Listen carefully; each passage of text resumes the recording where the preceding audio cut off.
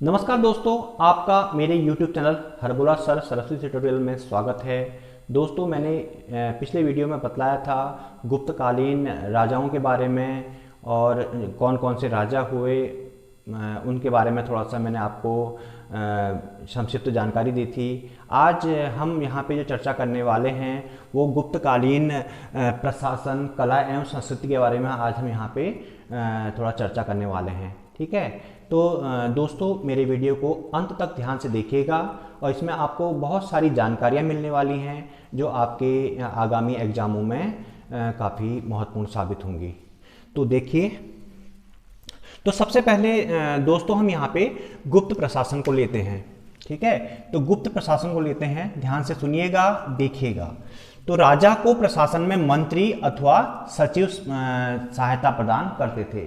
जो भी जानकारी मैं आपको यहाँ पे बताने जा रहा हूँ वह बिंदुवार रूप में है। ठीक है, तो बिंदुवार रूप में है तो आपके फैक्ट मजबूत हो रहे हैं, यानी फैक्ट आपके जो हैं काफ़ी मजबूत हो जाएंगे। और दूसरी चीज़, अगर बिंदुओं को आप जोड़ते जाएंगे तो आपका विस्तृत ज्ञान हो जाएगा, जिससे कि आप लेखन भी अच्छा कर पाएंगे। तो ध्यान से देखिएगा। तो सबसे पहली बात, जो राजा था, राजा को जो है मंत्री लोग असिस्ट करते थे और सचिव उसको सहायता प्रदान करते थे।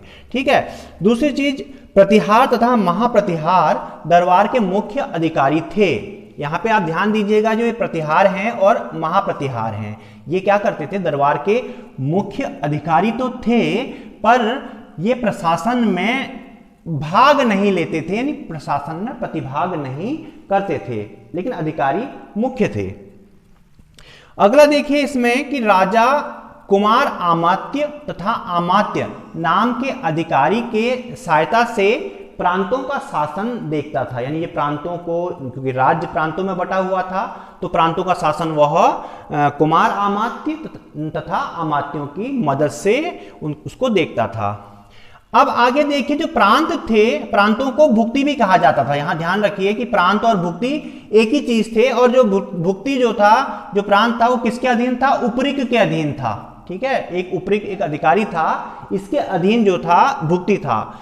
भुक्ति का विभाजन, फिर भुक्ति का विभाजन आगे हुआ, तो भुक्ति का विभाजन विषय में हुआ, यानी भुक्ति जो था विषय में बटा हुआ था, और विषय का जो मुख्य अधिकारी होता था या विषय का प्रशासक होता था, उसको विषयपति कहा जाता था। ठीक है, जिला मुख्यालय को अधिष्ठान कहा जाता था। ठीक है, जिला मुख्यालय को क्या कहा जाता है, किस नाम से जाना जाता है, ऐसा पूछा जा सकता है, तो अधिष्ठान उसको कहा जाता था। इसके कार्यकारी अधिकारी को समव्यवहारिक तथा आयुक्त कहा जाता था। यानी जिले में जो मुख्य अधिकारी होता था उसको, जो उसका प्रशासन देखता था, कार्यकारी अधिकारी होता था, उसको समव्यवहारिक तथा आयुक्त कहा जाता था। जिले का जो और अधिकारी था, देखिए, तो जिले में मजिस्ट्रेट को अनेक अधिकारी, मजिस्ट्रेट होता था जिले में एक, ठीक है, तो उसको सहायता देने के लिए और अधिकारी थे, जैसे महत्तर हो गया, महत्तर गांव वृद्ध को कहते हैं, ग्राम वृद्ध को कहते हैं महत्तर, अष्टकुलाधिकरणिक। ठीक है, यहाँ पे नेम थोड़ा अटपटे से नेम लगेंगे, तो थोड़ा सा याद करने के लिए बहुत अच्छा है, याद कर लीजिएगा इसको। ठीक है, और इंपोर्टेंट है ये आपके। महत्तर है तो महत्तर गांव, जो ग्राम वृद्ध है वो महत्तर हो गया। अष्टकुलाधिकरणिक जो हो गया, ये याद रखिए, 8 परिवारों का अधिकारी, यानी 8 परिवारों को देखने वाला जो अधिकारी है उसको बोलते हैं अष्टकुलाधिकरणिक। ठीक है, अगला जो यहाँ पे देखिए, ग्रामिक। ग्रामिक जो है ग्राम प्रधान, जिसको प्रधान भी कह सकते हैं हम। ठीक है, तो ग्राम प्रधान को ग्रामिक कहा जाता था। सौल्किक क्या होता था? ये सौल्किक यानी शुल्क से संबंध रखता है। ठीक है, तो ये सीमा शुल्क व चुंगी, सौल्किक क्या करेगा? जो सीमा शुल्क है और चुंगी जो है, इस चुंगी को देखता था। गौलमिक यानी गुल्म संबंधी है, यानी वन, गौलमिक मीन वन और दुर्ग अधिकारी होता था एक गौलमिक। ठीक है, अग्रहारिक, अग्रहारिक क्या था? ये अग्रहार अधिकारी है, ध्यान रखिएगा। ध्रुवाधिकारणिक जो है भूमिकर अधिकारी होता था, यानी लैंड टैक्स संबंधी जो ऑफिसर है वो आपका ध्रुवाधिकरणिक जो है आपका भूमिकर अधिकारी होता था। भंडागाराधिकृत, भंडागाराधिकृत ये है भंडार को देखने वाला, यानी खजांची, खजांची भी इसको कहा जाता था। ठीक है, तलवटक, तलवटक क्या होता है ये देखिए, तो ये ग्राम लेखाकार, यानी जो लेखा व्यवस्था थी, जो लेखाकार लेखा जो भी लिखता था, लिखने का काम जो था लेखाओं को, तो ये तलवटक का था। अगला देखिए यहाँ पे उत्खेइत। उत्खेतित का मतलब होता है ये कर संग्रह करता होता था, यानी जो टैक्स वैक्स होते थे उनको ये क्या करता था, कलेक्ट करवाता था। पुस्तपाल, पुस्तपाल का काम होता था रिकॉर्ड रखने का, ये अपने पास रिकॉर्ड रखता था, रिकॉर्ड बनवाता था, और रिकॉर्ड ये क्या करता था, अपने पास रिकॉर्ड ये रखता था ये अधिकारी। ठीक है। जिला प्रशासन के लोकप्रिय तत्व थे। अब यह देखिए जिला प्रशासन के लोकप्रिय तत्व क्या थे, तो जिला सलाहकार परिषद में 4 व्यक्ति, काफी इंपॉर्टेंट है। देखिए अब वो 4 व्यक्ति कौन है, देखिए पहला है नगर श्रेष्ठी, इसको निगम अध्यक्ष भी कहा जाता है। जैसे नगर निगम के जो आपके क्या होते हैं, जो बड़े अधिकारी, सॉरी, जो नगर श्रेष्ठी क्या होता है, नगर अध्यक्ष होता है, जैसे नगर पालिका अध्यक्ष है या महानिगम का अध्यक्ष है वो। ठीक है। सार्थवाह, सार्थवाह क्या है ये अधिकारी, ये मुख्य सार्थवाह जो है मुख्य व्यवसायी है। ठीक है। और प्रथम कुलिक जो है इसको मुख्य शिल्पकार कहा जाता था इसको। ठीक है। और प्रथम कायस्थ, कायस्थ का काम क्या होता है, ये लिपिक का काम होता है, तो प्रथम कायस्थ क्या हुआ, मुख्य लिपिक होता था। तो जो जिला सलाहकार परिषद थे उसमें 4 व्यक्ति जो थे मुख्य थे। ध्यान लीजिए, ध्यान रखिए, नगर श्रेष्ठी जो निगम अध्यक्ष है, सार्थवाह इसको मुख्य व्यवसायी बोलते हैं, प्रथम कुलिक यह मुख्य शिल्पकार है, तथा प्रथम कायस्थ जो हो गया मुख्य लिपिक हो गया। गांव जो थे ग्रामिक के अधीन होते थे, जो गांव थे वह ग्रामिक के अधीन होते थे। अब यहां पे गुप्तकालीन प्रशासन तो हमने आपको समझा दिया, अब देखते हैं संस्कृति की ओर जाते हैं। ठीक है। थोड़ा संस्कृति में ध्यान दीजिएगा। संस्कृति में गुप्त कला को देखते हैं पहले। तो गुप्त कला में देखिए स्थापत्य कला, तो स्थापत्य कला में देखिए तो गुप्तकालीन जो आपका स्थापत्य कला थी उसमें नागर और द्रविड़ दोनों शैलियों का विकास बराबर हुआ। ठीक है। तो अब इन कलाओं में देखिए जैसे शैलकृत गुफाएं आती हैं। ठीक है।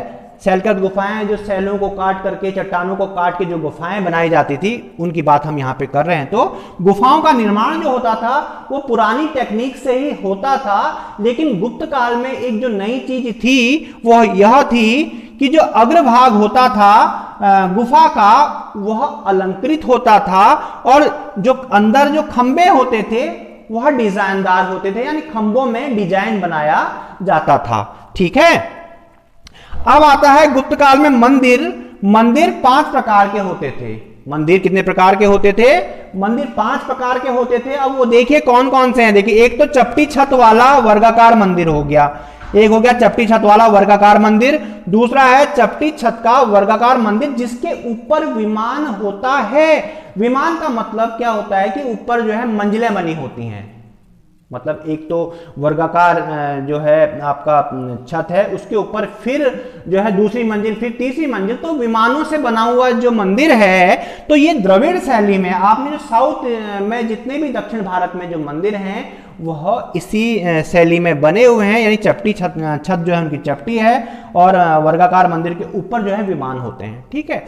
अगला यहाँ पे देखिए वक्र रेखीय शिखर युक्त वर्गाकार मंदिर। अब ये वक्र रेखीय शिखर युक्त वर्गाकार मंदिर क्या होते हैं, ये नागर शैली के मंदिर हैं, और उत्तर भारत में इसी प्रकार के जो मंदिर हैं वह अधिकतर बने हैं। अगला आता देखिए दोस्तों आयताकार मंदिर। आयताकार मंदिर के बाद आता है वर्गाकार मंदिर। तो इस प्रकार से जो मंदिर हैं यहाँ पे 5 प्रकार के मंदिर जो हैं यहाँ पे गुप्त काल में जो थे ये बने। ठीक है। वैसे भी गुप्त काल को टेम्पल आर्किटेक्चर का गोल्डन पीरियड भी कहा जाता है दोस्तों। ये मैंने आपको अपनी स्थापत्य वाली जो हमारी वीडियो थी, जो आर्ट कल्चर वाली वीडियो है, मैं उसमें काफी कुछ समझा चुका हूं, वो आप वहां से देख सकते हैं। ठीक है। तो अगली जो आर्किटेक्चर का जो है गुप्त काल में जो स्तूप थे, स्तूप जानते हैं, स्तूप यानी बौद्ध कालीन जो है आपके जो बुद्ध काल जो बौद्ध कालीन जो आपकी जो स्तूप हैं उनकी बात कर रहे हैं, जो बौद्ध अंश होते हैं जो उनको रखा जाता है उन स्तूप के अंदर। ठीक है। तो इसका निर्माण भी गुप्त काल में बड़ी संख्या में हुआ था। यानी जो स्तूप का है इनका निर्माण गुप्त काल में हुआ था। जो सबसे सर्वोत्तम जो स्तूप थे वह आप जानिए, सांची का स्तूप सारनाथ और रत्नागिरी उड़ीसा में, और मीरपुर खान सिंध में, इनका मुख्य जो है ये मुख्य स्तूप हैं जो गुप्त काल में बने। अगली चीज देखिए, यहां पे हम मूर्तिकला पे बात करेंगे। तो मूर्तिकला दोनों पाषाण तथा धातुओं में दोनों प्रकार की मूर्तियां जो हैं मिलती हैं इस काल की। तो पाषाण की देखिए, जो पाषाण की मूर्ति थी वह बुद्ध की मूर्ति, वह भी खड़ी मुद्रा में थी, ठीक है। और ब्राह्मण धर्म की जो मूर्ति मिली वो है बराह की मूर्ति, ठीक है। तो ब्राह्मण धर्म से संबंधित जो बराह की मूर्ति थी, जो उदयगिरी की जो गुफा है, गुफा के प्रारंभ में ही, गुफा के एंट्रेंस में ही जो थी आपकी ये बराह की मूर्ति वहां पे मिलती है। तो धातु की मूर्तियों में बुद्ध की मूर्ति मिली 7.5 फुट की, वो सुल्तानगंज में, ठीक है। और बुद्ध की ही मूर्ति 18 फुट की ऊंची मूर्ति मिली, वह है नालंदा बिहार में। तो इस प्रकार से मूर्ति कला का भी जो है उस समय काफी विकास हुआ था गुप्त काल में, यहां पे आपको ध्यान रखना होगा। अब आती है बात चित्रकला की। तो चित्रकला के जो अवशेष हैं वो अजंता, बाघ, बादामी तथा अन्य स्थानों पर मिलते हैं, ठीक है। अजंता एलोरा की जो गुफाएं हैं, अजंता की, बाघ की गुफाएं हैं, ठीक है। अजंता तथा बाघ चित्रकला में ध्यान दीजिएगा यहाँ पे दोस्तों, अजंता और बाघ चित्रकला में जो शैली का इस्तेमाल हुआ है वो है मध्य देश शैली, उसको कहा जाता है, उसको मध्य देश शैली कहा जाता है। वो उस समय अपने चरमोत्कर्ष पर थी। अब देखते हैं गुप्तकालीन साहित्य। गुप्तकालीन साहित्य में देखिए, ये तो आपको जानना होगा कि यहाँ पे कि बहुत महत्वपूर्ण है आपके लिए कि गुप्त शासकों की जो राजकीय भाषा थी वह भाषा संस्कृत थी, ठीक है। ये आप यहाँ पे बिल्कुल रट लीजिए कि उनकी जो राजकीय भाषा थी, यानी राजकीय कामकाज की, शासन को चलाने की जो भाषा थी वह भाषा क्या थी, संस्कृत भाषा थी। और उनके जितने भी गुप्तकालीन अभिलेख मिले वो संस्कृत भाषा में ही अभिलेख जो थे उनके मिले। अगली चीज देखिए यहाँ पे स्मृति। अब ये जो स्मृतियां हैं, यह समय स्मृति लेखन का अंतिम काल था, यानी गुप्त काल में स्मृति को जो अंतिम रूप दिया गया वो गुप्त काल में दिया गया। इतिहास में देखिए, रामायण और महाभारत का जो विस्तार था इस काल में पूरा हुआ, यानी जो रामायण और जो महाभारत है, जो लेखन कार्य इसमें रामायण महाभारत में हुआ वह जो है मूलतः जो है इसी काल में पूरा हुआ। पुराणों का जो वर्तमान जो स्वरूप है वो गुप्त काल से में ही प्राप्त हुआ, यानी जो वर्तमान स्वरूप जो पुराण हमको मिलते हैं वो गुप्तकालीन है। इसे मूलतः जो पुराण है इनको मूलतः ब्राह्मणों द्वारा संस्कृत भाषा में लिखा गया था। बिल्कुल आप पुराणों को जो है संस्कृत भाषा में लिखा गया है, ठीक है। बौद्ध साहित्य तो यह पाली भाषा में लिखे गए, ठीक है। और गुप्त काल के जो लेखक थे जिन्होंने बौद्ध लेखन किया था, बौद्ध जो साहित्य लिखा था वो आपके आर्यदेव तथा असंग थे, ठीक है। अब देखिए यहाँ पे जैन साहित्य देखिए, तो जैन साहित्य में तो इस काल में दोस्तों एक बात जानने की बहुत जरूरी है कि जो जैन साहित्य था गुप्त काल में उसे संस्कृत भाषा में लिखा गया था। और यहाँ पे एक आपकी नॉलेज के लिए एक फैक्ट हम बता देते हैं कि विमल ने जैन धर्म की रामायण को लिखा था, ठीक है। अब धर्मेतर साहित्य क्या होता है, जो धर्म से इतर जो साहित्य होता है उसको धर्मेतर साहित्य कहते हैं, यानी धार्मिक नहीं होगा वो, ठीक है। तो धर्मेतर साहित्य में जो साहित्य लिखा था उसके जो लेखक थे वो कालिदास, अमर सिंह के बारे में मैंने आपको बताया, इनने अमरकोश लिखा था, विशाख दत्त और धन्वंतरी। तो ये जो थे इन्होंने जो है धर्म से इतर साहित्य लिखा था। संस्कृत व्याकरण में जो काम किया था, देखिए दोस्तों, संस्कृत व्याकरण में पाणिनि ने अष्टाध्यायी लिखी थी, वह पतंजलि ने जो है महाभाष्य जो है व्याकरण लिखा था। ये अष्टाध्यायी पाणिनि ने लिखी थी और पतंजलि का महाभाष्य व्याकरण की प्रसिद्ध पुस्तक थी। अब आते हैं गुप्तकालीन विज्ञान, यानी गुप्त काल में विज्ञान के क्षेत्र में क्या प्रगति हुई, किसने विज्ञान के क्षेत्र में काम किया। तो सबसे पहले गणित में हम जानते हैं आर्यभट्ट को। तो आर्यभट्ट जो थे गणित के विद्वान थे, इन्होंने सूर्य सिद्धांत दिया और आर्यभट्टी नामक इन्होंने ग्रंथ लिखा। तो सबसे पहली बात, इन्होंने शून्य का आविष्कार किया था और दूसरी चीज इन्होंने क्या किया था, दशमलव प्रणाली, पूरे विश्व को जो है दशमलव प्रणाली दी थी और शून्य का आविष्कार जो है इन्होंने किया था, यानी शून्य के बारे में इन्होंने बताया था। अगली चीज देखिए, यहाँ पे अगली बात हम बताते हैं खगोल शास्त्र।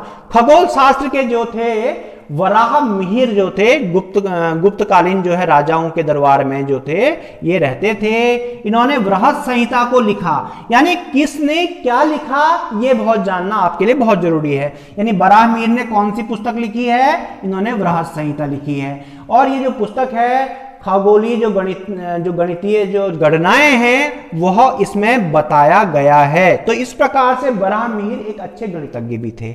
ठीक है, तो ब्रह्मगुप्त आपके आते हैं। तो ब्रह्मगुप्त ने ब्रह्म स्फुटक तथा खंड खाद्यम की रचना की थी।